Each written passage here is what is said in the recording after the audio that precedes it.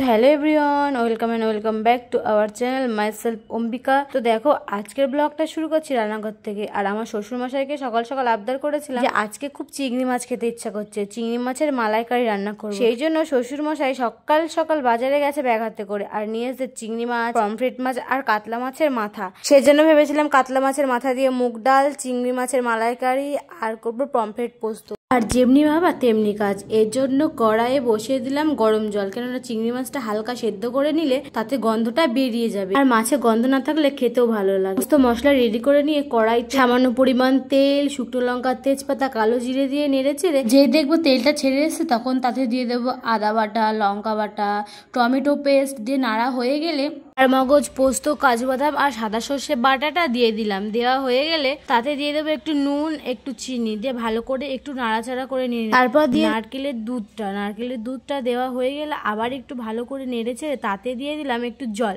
দেওয়া হয়ে গেলে একটু ফুটিয়ে নিয়ে তারপরে দিয়ে দেবো চিংড়ি মাছগুলো। চিংড়ি মাছ দিয়ে আবার একটু ভালো করে নাড়াচাড়া করে নিয়ে নামিয়ে ফেলবো। তাতেই আমাদের রেডি হয়ে যাবে আজকের আমাদের রেসিপি চিংড়ি মাছের মালাইকারি।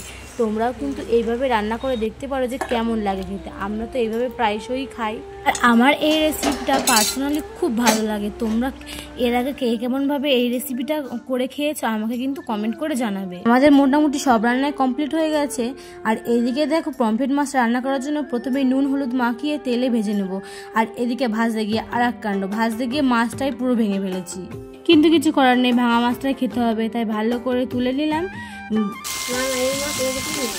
তো গাইস আজকে আমার শাশুড়ি মা রান্না করছে চিংড়ি মাছের মালাইকারি, আর হচ্ছে পমফ্রেট মাছ আর মাছের মাথা দিয়ে ডাল। এদিকে আমি আমার শাশুড়ি মাকে বললাম যে মাছটা তো ভেঙে গেছে, তখন মা বললো যে এই মাছ এইরকমই হয়, নরম। তারপর তেল গরম করে তাতে কালো জিরে দিয়ে, বাটা মশলা দিয়ে, হলুদ, লবণ, লঙ্কা গুঁড়ো দিয়ে পোস্ত বাটা দিয়ে দেবো। পোস্ত বাটা দিয়ে একটু ভালো করে নেড়েছে তাতে জল দিয়ে মাছটা দিয়ে দেবো।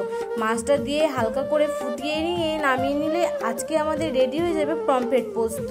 তো তোমরা এর আগে কারা কারা এইরকমভাবে পমফ্রেট পোস্ত রান্না করে খেয়েছো আমাকে কিন্তু কমেন্ট করে জানাতে ভুলবেন। আর ওদিকে আমরা সমস্ত রান্না কমপ্লিট করে দুপুরের খাওয়া দাওয়াটা সেরে নিয়ে ঘরে চলে এসেছিলাম। ওই ক্লিপগুলো না আমার ফোনে তোলা হয়নি, কেননা আমার ফোনে চার্জ ছিল না।